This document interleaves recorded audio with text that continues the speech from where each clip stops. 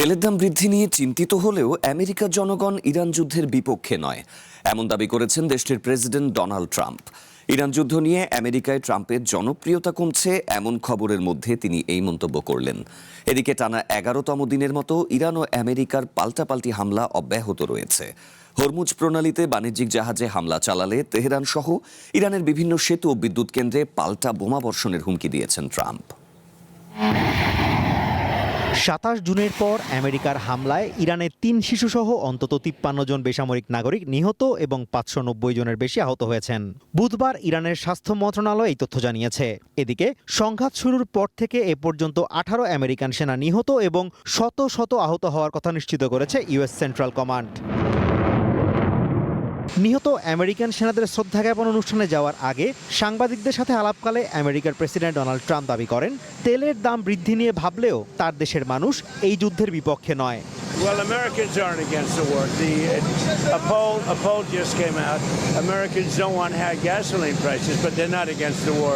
That just came out loud and clear in a poll.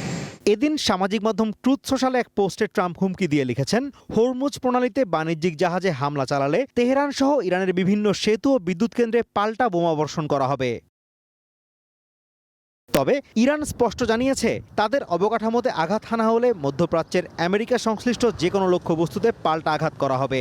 একই সাথে pick x mountain পারমাণবিক কেন্দ্রে হামলার হুমকিকে মনগড়া অজুহাত বলে প্রত্যাখ্যান করেছে ইরানি পররাষ্ট্র মন্ত্রণালয়। তাদের দাবি, সেখানে কোনো ধরনের পরমাণু কার্যক্রম চলছে না। এদিকে বুধবার হরমুজ প্রণালীর লারাক দ্বীপে হামলা চালিয়েছে আমেরিকা। অন্যদিকে বাহরাইন ইরানের একাধিক ক্ষেপণাস্ত্র ভূপাতিত করার দাবি করেছে। এছাড়া সৌদি আরবের দাম্মাম শহরে সতর্কতামূলক সাইরেন বাজিয়ে সবাইকে নিরাপদে অবস্থান করার বার্তা দেওয়া হলেও পরে তা প্রত্যাহার করা হয়। এর পাশাপাশি জর্ডান বিমান বাহিনী 4টি ইরানি ড্রোন ভূপাতিত করার দাবি করেছে। তবে ইরানের রেভলিউশনারি গার্ড কর্পসের দাবি, তারা জর্ডানের প্রিন্স হাসান ও কিং ফয়সাল এয়ারবেসে আমেরিকার ঘাঁটিতে হামলা চালিয়ে সংযোজনের অপেক্ষায় থাকা 8টি নতুন MQ-9 ড্রোন এবং 2টি ভারী হেলিকপ্টার ধ্বংস করেছে। এই হামলায় বেশ কয়েকজন আমেরিকান সেনা হতাহত হয়েছে বলেও দাবি তাদের। চলমান লড়াইয়ের মধ্যেই কৌশলগত মিসাইল উৎপাদন অব্যাহত রেখেছে বলে জানিয়েছে ইরানি বাহিনী। এছাড়া তেহরানের আকাশে একটি ড্রোনও সফলভাবে ভূপাতিত করার দাবি করেছে তারা। Azimur Rashid Kanak, one international desk.